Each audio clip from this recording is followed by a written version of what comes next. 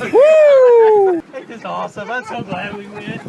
Didn't go to work. We'd be sitting there going, God, we should have gone fishing.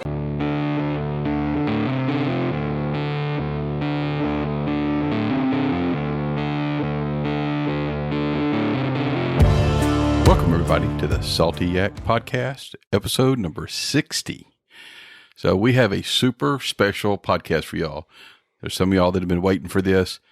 This podcast is, we're just going to talk entirely about our Matagorda Island camping and fishing adventure trip that we're going to go on.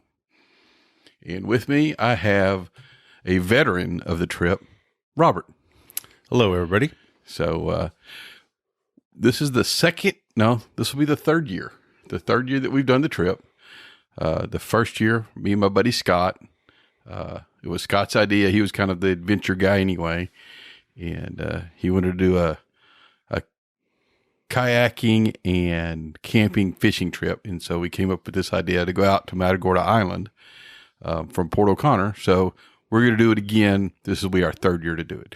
So this whole podcast is just to let y'all know how the trip is going to roll out, the stuff that you need to bring, and hopefully answer any questions that you have if you're interested in going on this trip. And the details and stuff we're going to give you here can help you on if you're any kind of camping, fishing, kayaking trip that you're thinking about. So let's go ahead and kind of roll off into this. So we're going to go Monday, May 3rd. And the idea is to everybody launch at 7 o'clock in the morning.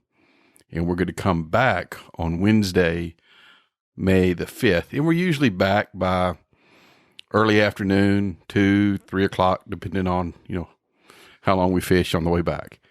So, to go on the trip, you really need to be a member of the Yak Pack. To be a member of the Yak Pack, you go to the Salty Yak Facebook page, click on the link, answer the 3 questions to be in the Yak Pack. And the reason I say that is because that's where we're going to give all the detailed information on where and how, and you can ask your questions there if you have any questions about going on the trip. And we're going to get a head count of who's going to go on the trip. So you need to be a member of the Salty Yak Pack on Facebook. If you're hearing this and you're not a social media type person, email me, thesaltyyak@gmail.com. You can still go. Okay. And this is a kid-friendly trip. This is anybody who's got some, younger adults that want to go along with them.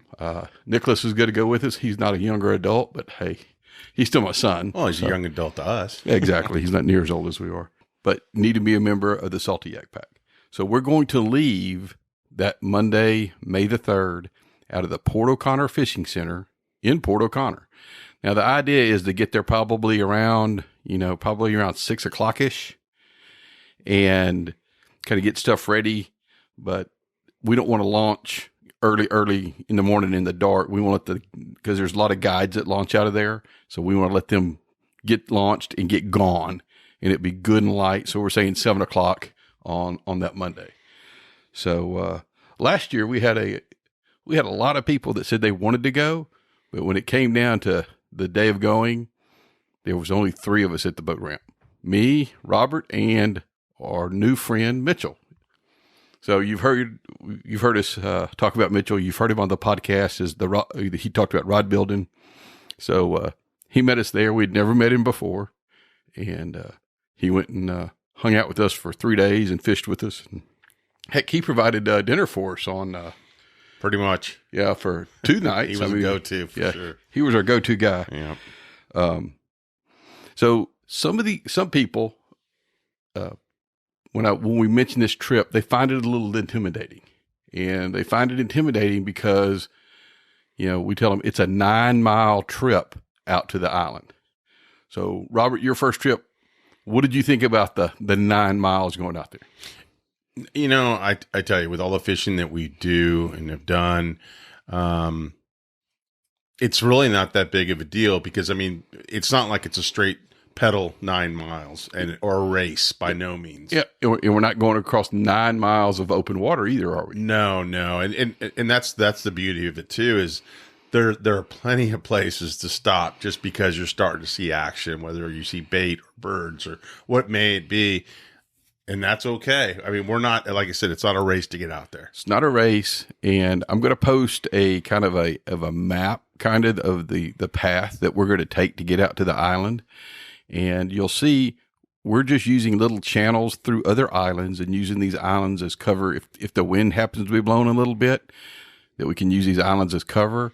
We'll be fishing, the channels. We'll be fishing drainages on the way out there. Now, we all are going to launch together, but, we're not planning on everybody arriving at the island at the same exact moment. Everybody's going to take their time. The important thing is buddy system. Absolutely. So there'll be a group of us. If you don't come with a buddy, hey, that's okay. There's plenty of us there that, we'll all kind of stick together in groups and make sure everybody makes their cross. Now, this year, we're going to have a mothership. We have 2 guys that have volunteered to bring their boat along with us. But the purpose of the mothership, now, when we say mothership, most of the time us kayakers think about loading our kayaks up on a boat and the boat taking us somewhere. Well, that's not the plan for this one. So I don't want you to miss out on the adventure of why are you chuckling over there? I chuckle, because again, I think a lot of people think, well, oh, cool, they're just going to load up my kayak on the boat, and I'm going to kick back, drink beer, and there's more to it than that. Well, there is kayak trips where that's what they do. Yeah. You pay somebody, $75 or $100 to carry you out to Matagorda Island, and then you just camp out there, and then they come and pick you up and bring you back. That's not what this trip is. No. So the mothership for our trip is going to carry just a couple of ice chests for maybe some adult beverages in the evening. They're going to carry a couple of grills for us, depending on how many people end up going, and some extra water on the boat, and probably, if we have somebody wants to sleep on a cot or something, cot's a pretty big thing to put on your kayak, so we'll put those on the boat. So, but what's going on the boat is going to be very limited. Mm-hmm. Most of the stuff you're going to need to plan and carry on your kayak with you out there. Right. And the beauty this time around too, having a mothership too, is because we carried everything exactly with us last time. Both times I went. Yeah. The first time, ice, everything. The first time I went, I paddled a kayak. Wow. And but it's not a big deal. No. I mean, we stopped, took breaks, had snacks, fished the whole way out there. Just kind of, this last time I did in my PA, so I just pedaled my way out there. Same thing. Not that big a deal. It's not a race. Don't let the 9 miles intimidate you, because most times when you're going fishing, you're probably going 9 miles anyway. Yeah. Right? So, I think the other thing too to point out too, just from a pure safety standpoint, and again, you mentioned about, we'll be partnered up. I mean, there might be 2, 3, 4 guys together, exactly, or gals, or whatever exactly. who's going. But the other thing I think that's key too, which I think made my wife feel a lot better about it, was, again, we weren't going across open water. We weren't going offshore. Yes. There were plenty of places to bail just in case the weather gets bad, what have you. There was always something like that. We were safe. On the way back, yes. on the very first trip, my kayak had a bad leak. And I would have to stop like every 20 minutes, pull on shore somewhere, and bail all the water out so I could make it back. Our trip that we had last year, it rained sideways on us. Yeah, coming back. But that really wasn't a bad thing. No. Because we all got a shower for the way back. We needed it. So let me tell you a little bit about Matagorda Island and kind of let you spark your interest here. If you're thinking about this might be something you want to go do.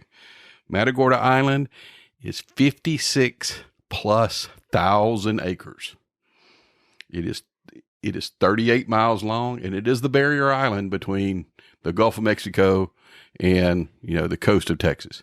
It used to be a state park. They had a ferry that actually would ferry campers, and people could put their trailers and trucks and stuff on this ferry, and they would ferry them out there. So actually where we're camping is where the ferry used to land.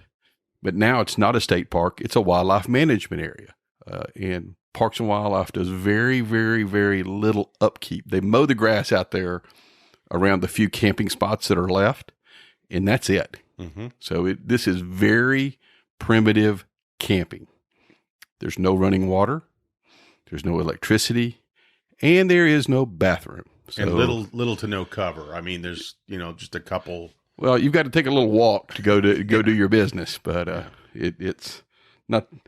It just lends to part of the atmosphere because you're out there by yourself, pretty much. Mm-hmm.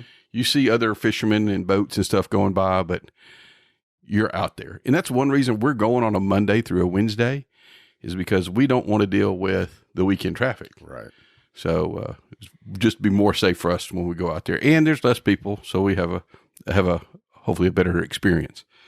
So with it being a wildlife management area, to stay and camp on the island, you need to have one of two things. One, if you're a hunter and you already have an annual hunting permit, that will suffice for you to be on the island. If you're not a hunter or you don't have an annual hunting permit, you need to purchase a Texas Parks and Wildlife limited use permit, $12. $12, yeah. You can buy it online. You don't even have to have the paper copy on you. You can have the proof on your phone, but you've got to have that if you're going on the trip and you could go out there and stay on the island overnight. You have to have the limited use permit or the other one if you already have that. My suggestion to you, we talk about Google Earth being, a great tool. There's a thing called Zoom Earth, and it has the most recent pictures of that whole Port O'Connor area. And they're April of 2020 is when the pictures were taken. So, do some scouting. You want to look and see where we're going. Go and use Zoom Earth and zoom into that Port O'Connor area, and you can see the whole area. We'll talk more about the areas that we're going to be in and we're going to be fishing here in just a minute. But again, I don't want you to miss this adventure. The mothership's there for our safety. If something happens and somebody gets in trouble, we have a quick way to get them back to shore. The mothership's there to carry a few extra things to the island for us. And there'll be 2 guys on the mothership. And the other thing, I'll go ahead and I'll include it now, is you need to have a VHF radio. There'll be one on the boat.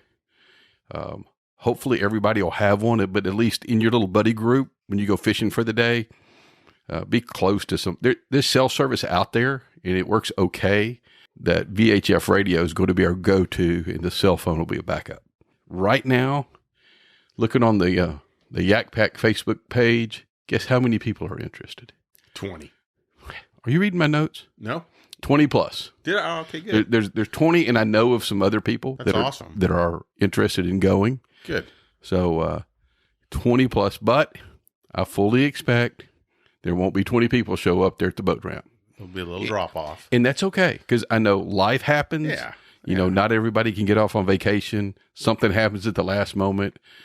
Of course, Lord forbid that some major weather event happens and we have to postpone it. But as long as the weather's going to be normal, not crazy, no hurricane, no snowmageddon or any of that, we're going. Okay. Yeah.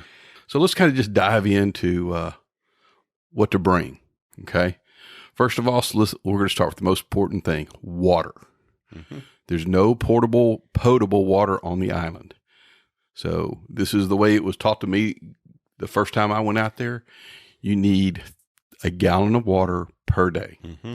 It's going to be May. It could be really hot. It might, we could get lucky and have really nice temperatures. Who knows? But plan on a gallon of water a day. Right. So you need to figure out how to carry 3 gallons of water with you on your kayak out there, because you don't want to be out there. It's like on one of the fishing days. You want to make sure that you have enough water, because you don't want to be out there halfway through the day fishing and run out of water. Right. So, but a gallon of water a day. So here's what I do. They sell these. It's a 1.5 gallon container, and it's got the little spigot on the end of it. I usually buy 2 of those, but I also have a couple Nalgene bottles that I fill up with water before I go, and I freeze them solid. Yeah, absolutely. So the other thing I have a Yeti Roadie cooler. It's the solid cooler. Robert, you got the exact same thing, but in the Arctic version. Right.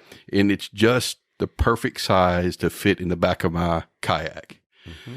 And I I pre-chill it. I put that frozen water in it, and anything else that I want to take, snack-wise, that kind of thing that needs to remain at least cold or cool, I keep in there. And I also carry I've got a little Yeti thermos that I bring. And as that water melts on that ice, I pour it in that thermos and it stays cold.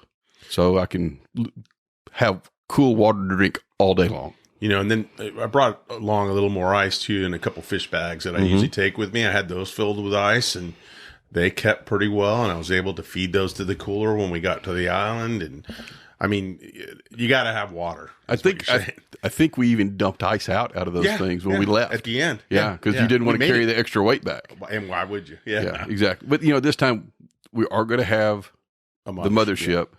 It's going to have some big cooler. But that's we're talking adult beverages, or if you got a favorite soda water and you want to bring some of those, that's what that is for. Mm-hmm.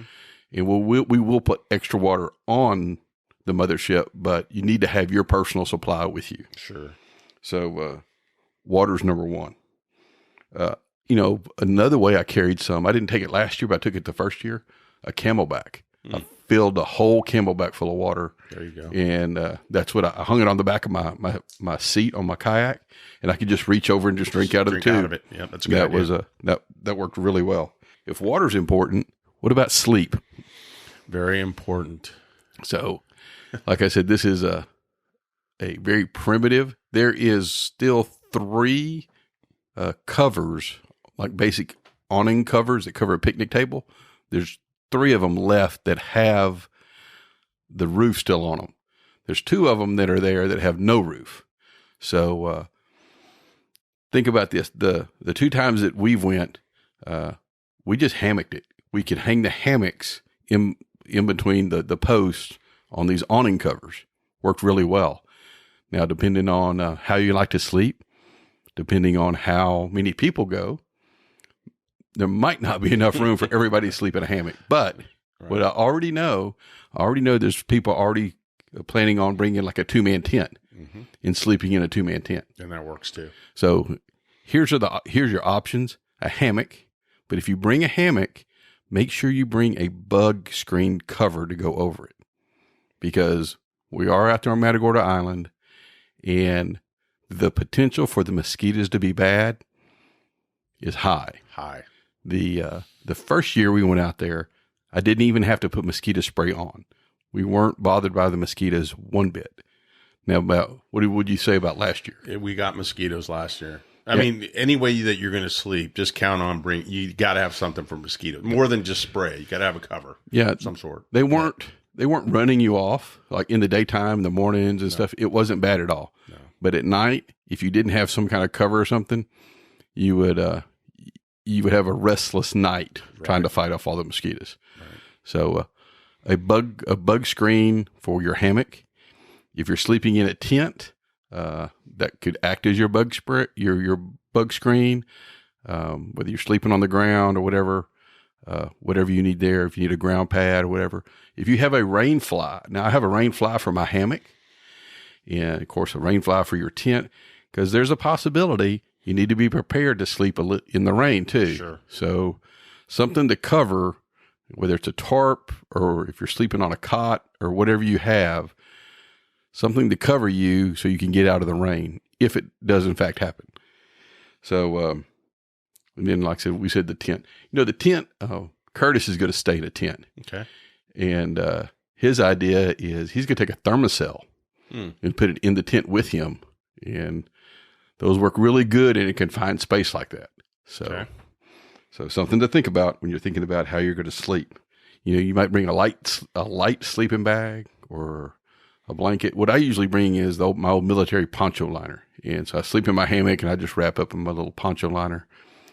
Middle of May, we'll look at the forecast, but it has not been like cold or anything since the times that we have went and done this. Let's talk a little about food and food prep. So you're responsible for all your own food. Okay. We're going to provide a charcoal grill or 2 based upon how many people are coming, so we can grill our fish and stuff at night. But in the daytime, in the morning, breakfast usually consists of some type of dehydrated meal or something like that. I think that's a good call too. Yeah. Easy to do. So to prepare that, a jet boil or some other type of, butane, packable camping stove that you can heat water up on, so you can, warm the water up and rehydrate whatever you're eating.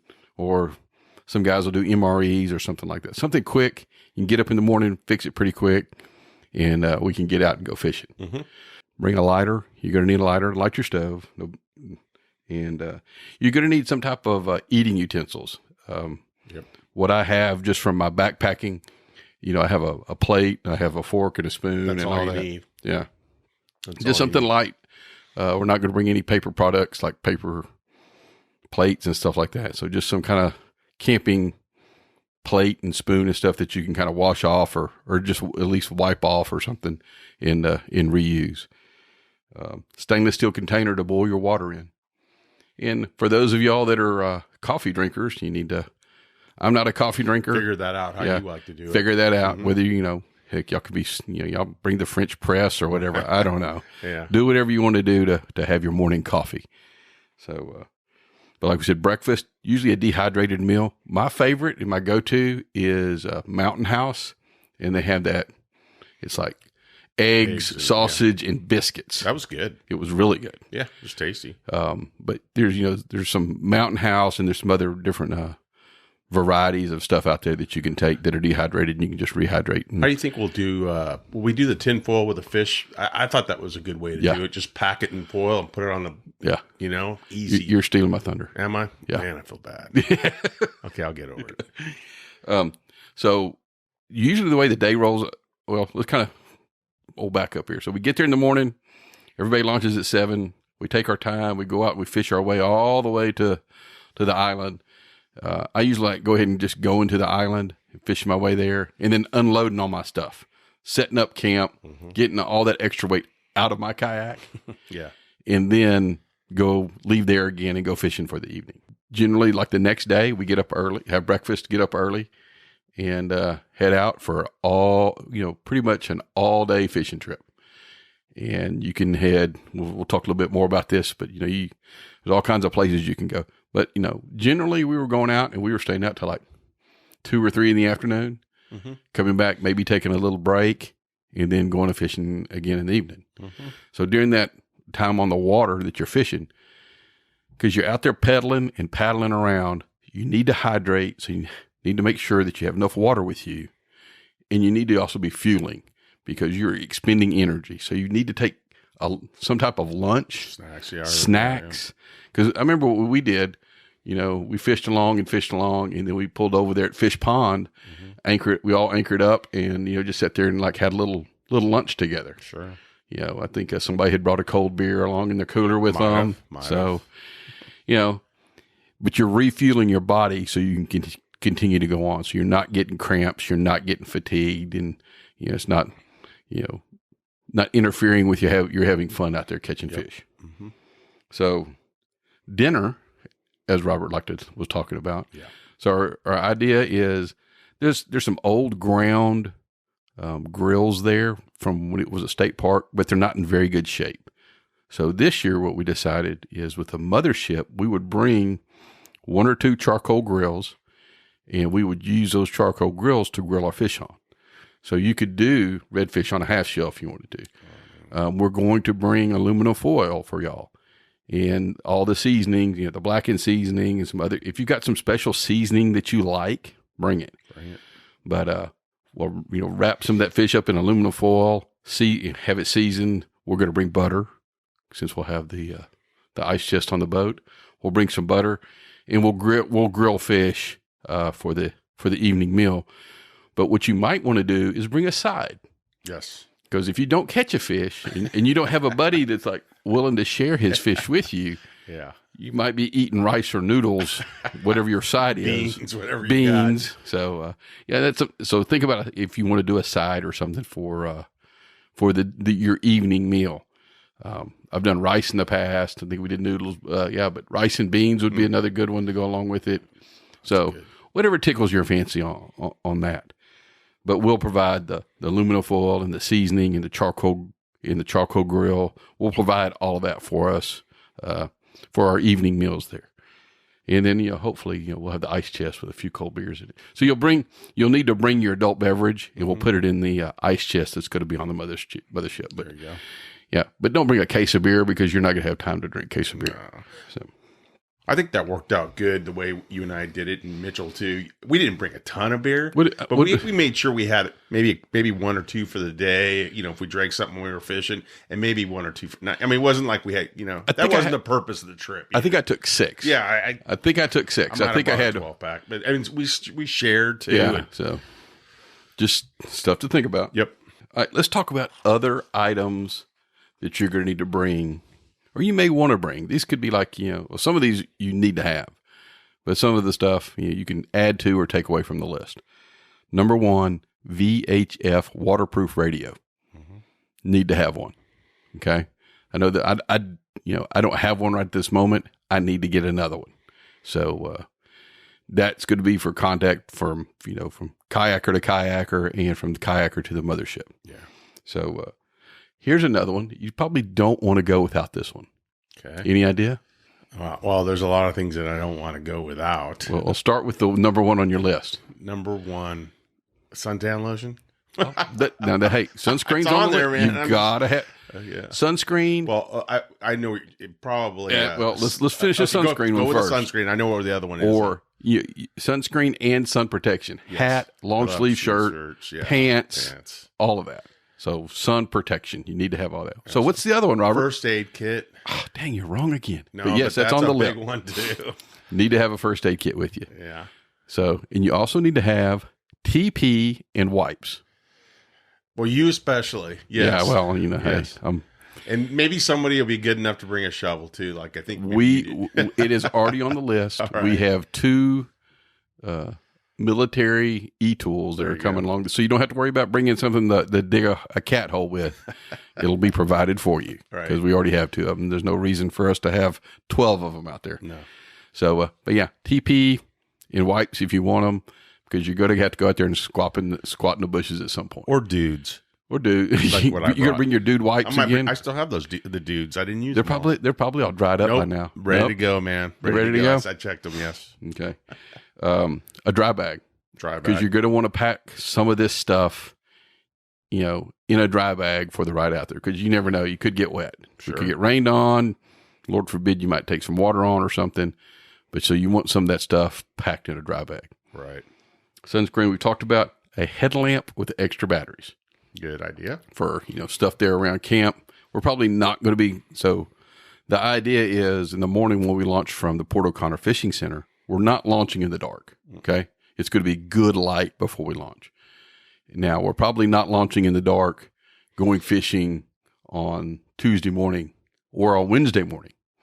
But it's usually sun's good enough. But you have, if you have to make that little trip out to the woods at night, you might want a headlamp. So there is rattlesnakes and hogs, wild hogs on this island. Right. We've never seen either one of them. Right. Now, we've seen evidence where the hogs came up by the camp at night, but they're not going to bother people. And Roger. Yeah. Hogs, Roger, snakes. Go ahead. So you need to be mindful when you're out there. There is rattlesnakes and, other stuff out there. So you want a headlamp if you're going to be moving around at night. Sure. Like I said, there is cell phone service out there. So cell phone and maybe an external battery to charge your cell phone if you're going to be using it. I brought last year, I borrowed one and I borrowed again, a solar charger. Yeah, you did. I can, because I'm having to charge GoPro batteries and all that too, because I'm taking video while we're out there. And a solar charger comes in really handy, especially if the sun's shining. So we've talked about first aid kit. You might want to bring a fillet knife. Yes. You might want to bring a multi-tool just to have a little, extra added insurance and something. Sure. If you need some tools and you need to do some working on it. Mm-hmm. Rain gear. Just in case. Bring some rain gear. The other thing too I was thinking is maybe some kind of a cleaning table. I mean, we don't all need to have a cleaning table, but I know that It would have been nice if we had something, you know what I mean? Because we were working off rocks, which were fine, but Well, if somebody had got one for Christmas, someone got one for Christmas, please bring it. I'll bring it. Robert got one for Christmas. Yeah. All right, so that's something that we could throw on the mothership. Yeah, absolutely. So give us a place to clean fish. Yep. So thank you, Robert, for putting problem. putting that on your list and bringing it for the group. So change of clothes. Change of clothes. There's no place to take a shower or anything out there, but sometimes you get super dirty or something, or you soil yourself or something, and Sure. you gotta change your clothes. So hand sani. Yep. Everybody bring some hand sani. We'll get some camp soap, which is just basically it's soap, but you just put it on your hands and wipe it around, and it just dissipates. Browser. So there you go. Don't forget your toothbrush. Sure. Don't forget any medications that you need to take, that kind of thing. Mm-hmm. So anything you can think of, items like that. I say that's about it. I mean, I'm sure there's something else, and people have different preferences on what they think they would need, that kind of thing. I mean, just take that on account, because again, you're 9-10 miles away from civilization. There's not a snack bar out there or a liquor store or a convenience store. So here's a tip for you.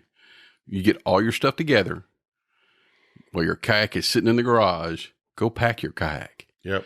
Can you get all of your stuff in your kayak? And in my Pro Angler, it's got the little liner that's in the front of it. I take that out so I can stick more stuff inside my kayak. So I can put, I think I have one dry bag that's nothing but like equipment, like my camping stuff and all that. And then I have the other one that's nothing but clothes and toilet paper and that kind of thing. I think one thing's key that I'll do this year that I didn't do last year, which I got from you, is pack the week before, because then that way you got you're packed for the most part. And then if something comes up, I mean, you can just, add instead of waiting till the last minute, I guess is what I'm saying. Because you are gone for 3 days away. Yeah. So I usually start.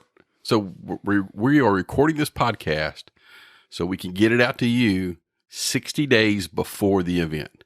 So you have 60 days to listen to the podcast, get what you need, re-listen to the podcast, make sure you've got everything. Ask questions, and start packing. I will start packing for this.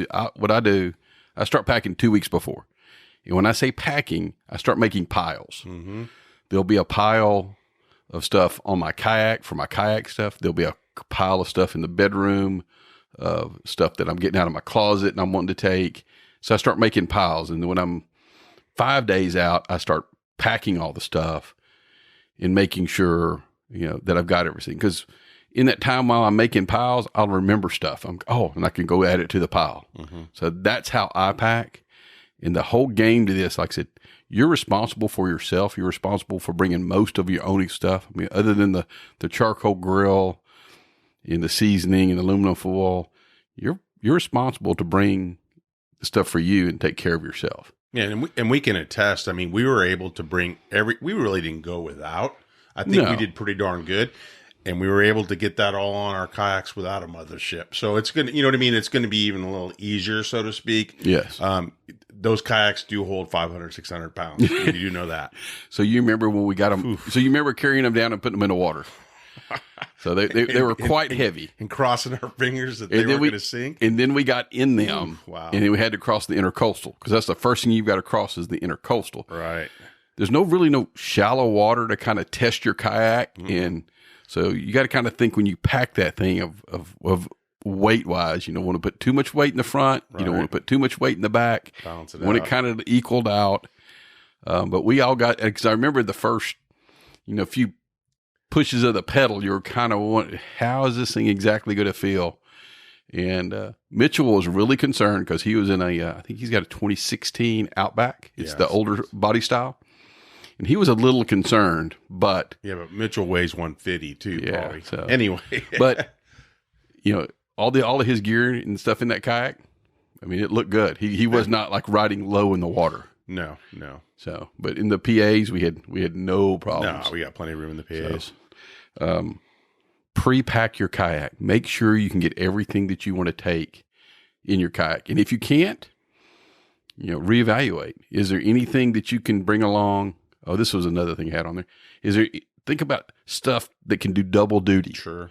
That if you can use it for one thing, it will fill a role somewhere else. Mm-hmm. Now, we're not planning on doing any night fishing or navigating when it's dark, but that 360 white light, I'm going to have my flag, and I'm going to go ahead and leave the 360 white light in it, because when we get to camp, mm-hmm.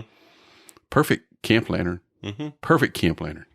So be able to plug that up and have it up there at the camp. And that's a good idea. You'll, we said a headlight, a flashlight's not a bad thing to have along too. No. As a backup. Yeah, you're going camping. Yeah, exactly. You're going camping. Yeah, it's going camping, but you're getting there in a kayak, not in a car. Right. So, we've covered all the camping stuff. What about the fishing stuff? Wow. Again, you're going to be out there for 3 days. There's nowhere to get any other tackle. Mm-hmm. There's the beauty of it too is going to be hopefully a bunch of us, and again, we're all pretty good dudes. We'll share that kind of thing. But bring what you need, what you think you need, and push pause here for a second. Pause. Now, we said dudes. This is open to ladies ladies, and I know or kids. I mean, that's if their parents want to bring them along and they're responsible, then yes. Yeah. But it's open to ladies too. Mm-hmm. And I know of two ladies that are interested in going with us. So it's cool. It's all, we're not discriminating against anybody who wants to come out and have a good time and go kayak fishing with us. And it's cool, kayak camping. Man. Yeah, it's when you say adventure, it's what it is, man. I mean, that's I don't know. Like you just turn into a little kid. It's a fun trip. Oh, it's great. So let's talk about the fishing gear. So the last trip, I fished 4 lures, and I posted pictures of these back when we got back home from the trip. Mm-hmm. But to remind those who hadn't seen it or had forgot, so the 4 lures that I used, and it wasn't that was the only ones I wanted to use. Those turned out to be the ones that worked, so I just stuck to them. Mm-hmm. So most of the fishing, 16th ounce jig head, mm-hmm. and either it was all Slayer. Mm-hmm. Go figure. Yeah. The tiger bait, which is kind of a purple plum color with some gold flakes or tinsels. Like tinsel's a better description, with a chartreuse tail. And I use that kind of back out in the more open water when it wasn't like super clear, but it was still kind of, it has a pretty good visibility. Mm-hmm. Back in the back lakes where it was really clear, I was throwing that buttery nipple, mm-hmm. which is, it's just like a real light color with, again, some gold tinsel in the bottom of it, no chartreuse tail. Mm-hmm. And that worked really well. And when I was back there sight casting redfish, I was throwing a new penny single. It wasn't a double curl tail. It was a single curl tail. It was a little smaller version of the double curl tail jig, Bug's jig. Mm-hmm. And that worked really well sight casting for them. And then the last one I used, can you remember? And when you say last one, was that like on the way back when you caught the big red, or? Well, that's what I caught him on, but I also caught a lot of other fish. But wasn't that a top water though? Yep. Okay. Throwing a Rapala skitterwalk. Yeah, skitterwalk. And kind of just natural colors. Yeah. Black on top, chrome on the bottom. And I caught a lot of fish on that top water. Yeah. So I had a top water, I had a Bug's jig, and then fish with a jig head. And that's what I caught. We caught a lot of fish last year. We caught more fish last year than we caught the year before. So you don't have to have a lot, but it's kind of you also don't want to go out there and be without either. No, but like to that point, it doesn't mean you don't need to bring everything you own. I mean, just again, be smart, right? Mm-hmm. You're not going in a car or a boat. You're going in a boat, but not a big boat. Yeah. So how many rods you bring this year? I'll probably at least 4, if not 6. Maybe. What? Yeah. What? Yeah. Damn. Yeah. I was thinking maybe 3. I'm going to bring probably at least 4. Really? Because again, you're out there, things go wrong. I mean, I think last time I brought 4. So that's what I'm going to do. I don't know. 3. Now you got me maybe 4. Well, and you know what I might do though too this time around is instead of having them set up, maybe having them broke down and putting the rods maybe in the holders in the front. Like your extra ones? Yeah, like tucked away. There you go. And maybe only have 2 out with me. Just, you know what I mean? Something like that. Well, that's an option. That's an option you have in your kayak. And put the reels in a bag, you know what I mean? Or whatever you need to do. Yeah, the ones you're not using. Right, right. That's an interesting idea. Yeah. I'm going to take my little spinning rod for my sight casting with my Bugs jig. And I'll take my spinning rod that I like to throw my topwater on. Okay. And then I'll take probably my 2 bait casters. Shimano's, yeah. Or, just so I can throw jigs and whatever else I want to throw on those. So maybe 4. Maybe 4. And you talk about the jig heads too. I mean, I would think it's probably good to have a variety of sizes just because, like you say 16th, because we didn't have too much wind, but you might want to make sure that you have something to throw in case it does get a little windier and, there's that thing. The water's not very deep. No, so that's true. You won't need so an 1/8 is probably the biggest you would need, I would think, in my opinion, for me. But if it's windy and I'm having to throw into the wind, I can get by with an 1/8. Yeah. So, here's something for you to think about this year. Okay. An extra battery for your depth finder. I have 2 batteries now. I know you do. That's a good idea. So that's what happened to me last year. I had my depth finder, which came in handy at times. And on the evening of day 2, it died. Yeah. You don't know how much you need a depth finder until your depth finder isn't working. Exactly. On the last trip, on the last tournament we just, the 3-year yak off, I didn't have it. And it's a weird feeling. Yeah. And a lot of people think, oh, you don't really. No, it makes a difference. It certainly lends a hand. It lends a hand, for and sure. And I do have an extra battery for mine now. Okay. So I can go the whole 3 days without having to. Well, maybe I'll go buy one more. Or trying to recharge it and figure out how to do that. Yeah, that's great. So we already talked about the 360 white light. Already had that on there. Yep. All right. So let's talk about, we're talking about the fishing. Let's talk about, why is this such a fun trip to go on? So think about it. Port O'Connor, probably one of the premier fishing destinations, certainly in the state of Texas. Yeah. Certainly in the whole Gulf Coast region. I think, if I remember right, there's one guy from out of state that's trying to come. All right. That's awesome. So this is certainly a premier place to go fishing. It's probably one of my favorite places to go fishing. But when we go over there to the island in the kayaks, we're going to get to fish the famous, south shoreline of Espiritu Santo Bay. I'm sure I just did not say that right. We know what you mean. Yeah. But there's that whole south shoreline that people go over there and wade fish and whatever. That's something else you can do. You're not limited to your kayak, but please do be careful. Like stingrays, if you do decide to get out of the kayak and wade fish out there. Pringle Lake. Pringle Lake's just to the east of where we're going to be. Army Hole is just to the east of where we're going to be. If you get adventurous, you can push across Pringle and go all the way to Contee and fish over there. There's some variety. There's a little channel that goes from Espiritu Santo, and I think there's even a little cut. Yeah, there's a little cut we cut through from Army Hole, and there's a little back bayou that goes all the way to Pringle Lake, and it's got some pretty deep water in it. Right. And we fished along it, and we didn't fish a whole lot in Pringle this last time, but it's just a huge 2-foot grass flat. And when the time is right, if you catch it right, it's full of tailing redfish. So that's where Scott caught his first tailing red was in Pringle. So, but if you go to I prefer that's to the west. All of that's to the west. I kind of prefer going to the east because if you go east, you've got Lighthouse Cove. Oh, and that's something we didn't even mention. Yeah. 1852 is when that lighthouse was built.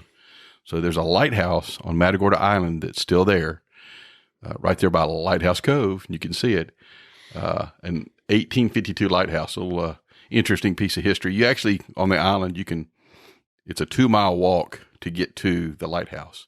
It's also, you can take a 2-mile walk and go to the Matagorda Beach, which is the Gulf of Mexico. So pretty neat over there. So if you're interested in doing that. So Lighthouse Cove is there to the east. Push on through that and you go to Fish Pond. You can Fish Pond, and there's all kinds of cuts and little back lakes and all kinds of stuff back there that we caught redfish in. Well, and the other thing that's cool is you can just go right off the launch right there where we camp and catch some of the biggest There fish. was a guy that caught a 27.5-inch Yeah. redfish I mean, on his second cast. Yeah, right there. So, you know, and that last trout Mitchell caught. Yeah, that was right there. Pretty close. I mean, you could fish. I waded, fished right in front and got a flounder. You know what I mean? There's fish there too. The first year that me and Scott went, and the first night I went, like where he caught that 20-inch flounder, I went there and caught us 2 trout for dinner that night. The next day, he caught that 23-inch tailing redfish, and we brought it back, and we decided, hey, let's just keep on. So we said, let's keep on fishing. So where they brought the ferry in there, there's some really deep water that cuts through there, and there's a couple boat slips and stuff there, and that's what we're going to be harboring the mothership while we're there, is in this little safe harbor that they have. Right. And so we're out there fishing off the edge of that deep water when a bull shark comes up there and goes from tail to gills on that 23-inch redfish. And in one swipe and in one bite, we are left with a head of a redfish. Right. Fish soup. And now we're like, we have nothing to eat for dinner. That was dinner. We should have stopped when we thought we should, let's just one more cast. Right. And we got in trouble. And of course, Scott's looking at that thing going, well, I guess there's a little meat left on the head. And you talk can about have one eye, I'll have the other. You talk about that cheek meat and stuff, right? Oh, man. So I guess maybe there would have been a throat left, maybe. So yeah, we could have a little bit of meat, but we ended up pulling the kayaks up, and I walked over there and fished off the bank back into that ferry cut. And the first redfish I caught one like 2 or 3 casts, and I caught one. I think it was 18 inches. And I looked at Scott. I said, well, we could eat, but it would be illegal. It would be illegal. So we threw it back. So we ate it, and then no, they didn't. Second cast later, I catch another redfish, 19 inches. Oof. Well, is that God saying, hey, I really wanted you to eat, and here's another one? And I said, no, it's still 19 inches. Yeah. Do it back. And the third one I caught was 20 and a half. There we go. Perfect. And we had redfish fillets at night. Nice. So there's right there around the landing. There's plenty of places to fish and catch. You waded out there and caught that flounder that we had. Yeah, no, that was nice. So, so you can go over there to Fish Pond. You can push all the way through Fish Pond to go over towards Sunday Beach and fish, or you can cut back like I did. I cut back through all the little back lakes and went back out to Big Pocket. We did really good fishing the shoreline of Big Pocket last year. You can push back and go to Mule Slough. These are all well-known historic places that you hear people going and fishing at Port O'Connor, and you'll be able to go to them and fish at them out of your kayak. On the way over there, we're going to be going through Mitchell's Cut, yeah, which we caught trout out last time. Pulled up there, and there was birds working on our way over there. Caught a few trout, kept on going. Solura Bayou is another good little spot that we go through and we fish. And it's just, and I was looking at it as actually this year, there's another way we can go. When we come out of Mitchell's Cut, instead of going to the right, we can go left and go down a totally different cut. So maybe we divide up and go different ways. Yeah. Because I've never been that other way. We still kind of come out in the same spot to get to the campground, but and I don't think it's really any further. So we'll look at that.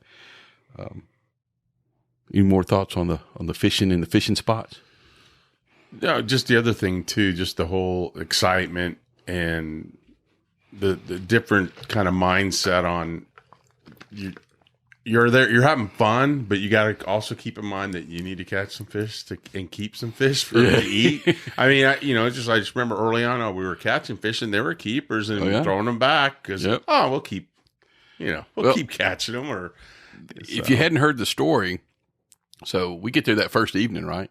We unload, we set up camp, and we push off there. We head towards Army Hole fishing. Second cast, Mitchell catches that 27.5-inch redfish. We're like, damn, there's dinner for all three of us. Right. Perfect. String him up, and we'll just let everything else go. Yep. And we caught fish after fish, caught some 19-inch trout, caught some other nice slot reds. And that was the thing, too.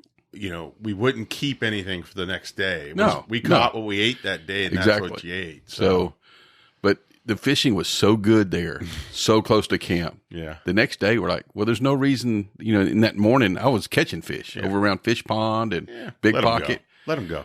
I was letting them all go. And because I was thinking, hey, we'll go back to camp and the fishing will be just as good today as it was yesterday. Well, we launched out of there that evening to go catch dinner, and we struggled.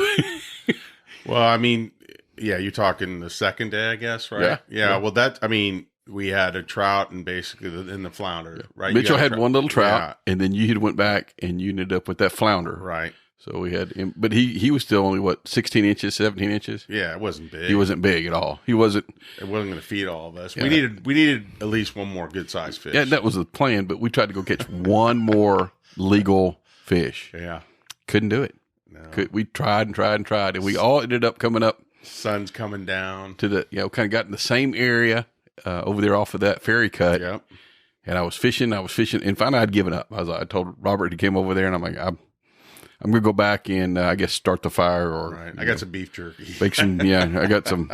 We'll get to that. Right. We kind of glazed over that one. Anyway, Mitchell, clutch, ninth inning. Oh, yeah. 2 strikes. Oh, Here you go. It was probably his last cast in his mind, too. And catches a 20-inch trout. Yeah. So we were good. So we get to eat. So let me back up to the snacks. We were talking about snacks. So what do you bring, right?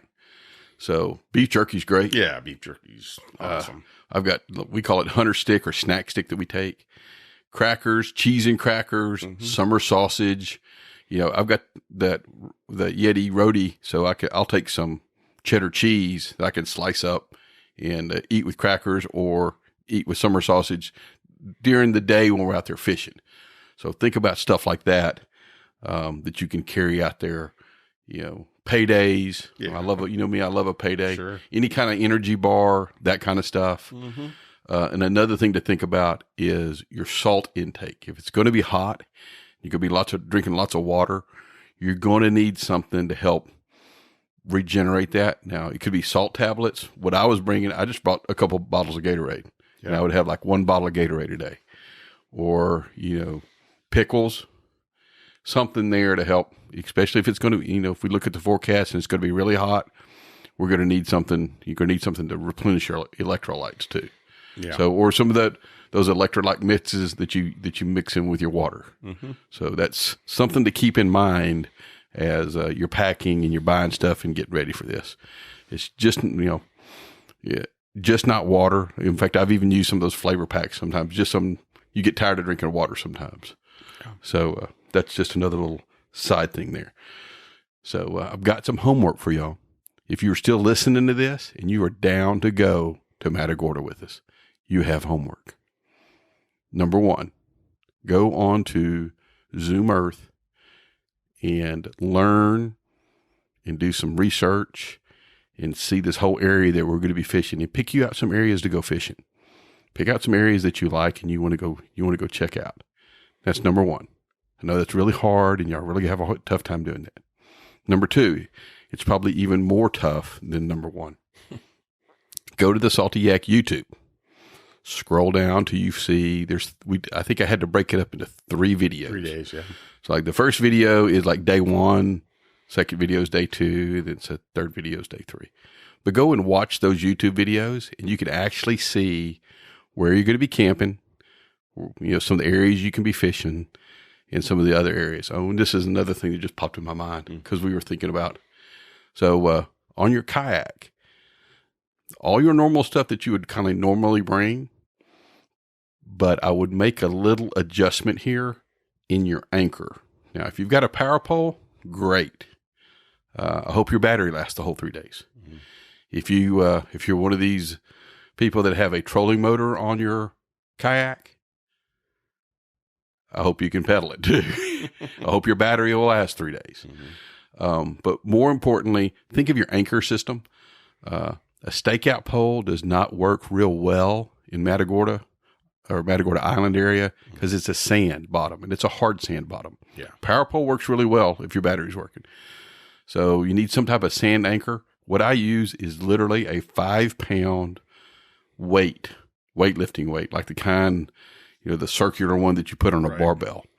And I have it on about a 12-foot piece of line with a little piece of bungee cord with a carabiner on the end, and I put it on my anchor trolley. It will hold you most of the time. If the wind's blowing really hard, then you just do a slow drift. But it's really, you watch those videos, you'll see me when I hook a fish and I land a fish, I'll drop it overside so I don't like blow across any more fish. It kind of stops me. Mm-hmm. But that sand anchor is one thing that I would make sure that I had with me. A regular anchor, if you got a regular anchor, that works fine too. But something other than a stakeout pole, where it works really good when we fish up in Freeport and Galveston and those kind of areas, does not work really well down there. Yeah, hard. So that's your other homework. Go and watch those 3 YouTube videos. Mm-hmm.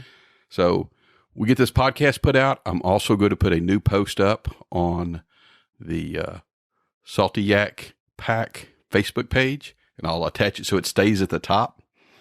And when I post that new post up there, I need you to go in and tell me, yes, I am going. I am going to be there. Just leave me a comment, or just if you're interested and you're going to try to make it, because we'll keep a tally with those just so I can have a head count of when we get there. Also, probably what I will do, if you want a copy of a packing list that I have, shoot me an email. Say, hey, can you send me the Matagorda packing list? And I will email you the packing list. You can just email me at thesaltyyak@gmail.com, and I will email you back the Matagorda packing list. If you have any questions, post them up there on this new post that I'm going to put up there. Put your questions there because everybody can see them, because everybody might have the same question, or you're answering somebody else's question with your question. So we'll do that as soon as this podcast comes out. So it's going to be roughly 60 days before we go, so everybody can start getting ready. What else you got about the trip, Robert? Nothing. That's, like I said, I'm pumped up to go. It was a blast last year. I'm looking forward to another good trip. And I hope we get a lot of extra people to go with us and enjoy it. So I texted Mitchell and I said, hey, can you call in so we can talk to you? Because Mitchell being, it was his first time last year. He was busy. He couldn't call in. He goes, but I just want you to know, I just got my PTO approved. I'm going to be there next year. All right. Or I'm going to be there this year. This year, yeah. Great. So that's good to hear. I fully suspect we'll have, 10, 15 people. Or it could be you.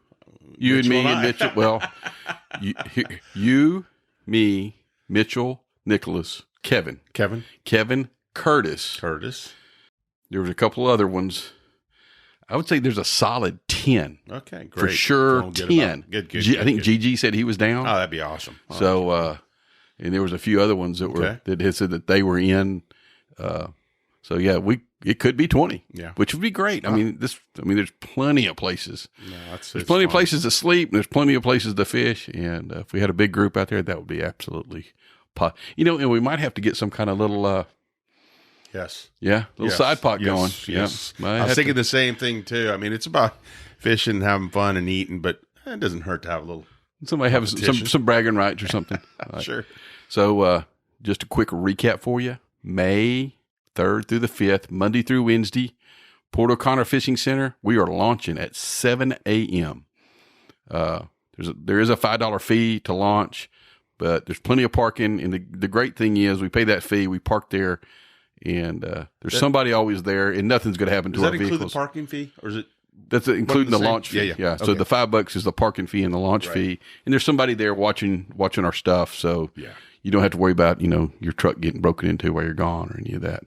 Be looking out for the post on the Salty Yak Pack. If you're hearing this and you're not a member of the Salty Yak Pack, go join. Just go to the Salty Yak Facebook page, find the link, click on it, answer the 3 questions. And you're in the pack. That's all it is. And because that's where we're going to be posting all the information and all the details about this trip. All right. You good? Good. All right. Y'all go do that. Be watching out for this and do your dang homework. And as I can't close it out without saying it. Always wear your life jacket. Somebody out there loves you and your life is worth it. We'll see y'all guys and gals later. See ya.